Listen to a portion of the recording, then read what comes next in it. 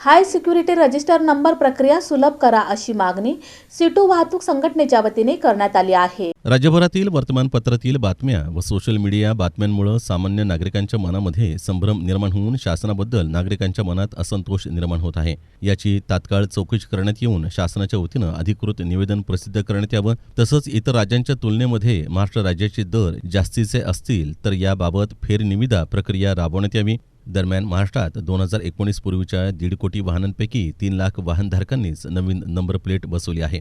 परिवहन विभागाच्या नोंदणी प्रक्रिया व SOP जाचक प्रक्रिया आहे। याबाबत तात्काळ चौकशी करून राज्यामध्ये फेरनिविदा प्रक्रिया राबवण्यात येऊन तौलनिक रास्त शुल्कामध्ये नवीन नंबर प्लेट मिळावी अशी मागणी सीटू वाहतूक संघटनेचे नेते कॉम्रेड सलीम मुल्ला यांनी ईमेलद्वारा मुख्यमंत्री देवेंद्र फडणवीस यांच्याकडे केली आहे। पूर्वीच्या सर्व वाहनांना हाय सिक्युरिटी नंबर प्लेट बंधनकारक केलेली आहे।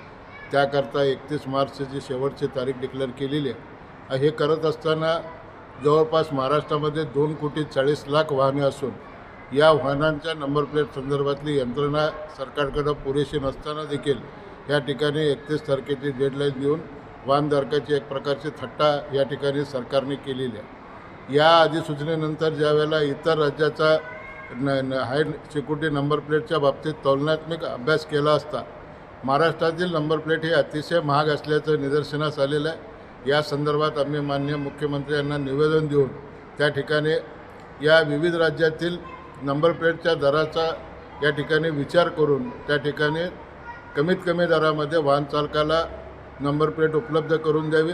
हाय सिक्युरिटी नंबर प्लेटला आमचा विरोध नसून त्याबाबतची जी कारवाई आहे ती कारवाई अतिशय जटिल या ठिकाणी करण्यात आलेली आहे। दरम्यान नंबर प्लेट बाबतचे राज्यातील शुल्क इतर राज्यांपेक्षा अधिक आहे। याबाबत तुलनात्मक आकडेवारी प्रसिद्ध झाली आहे।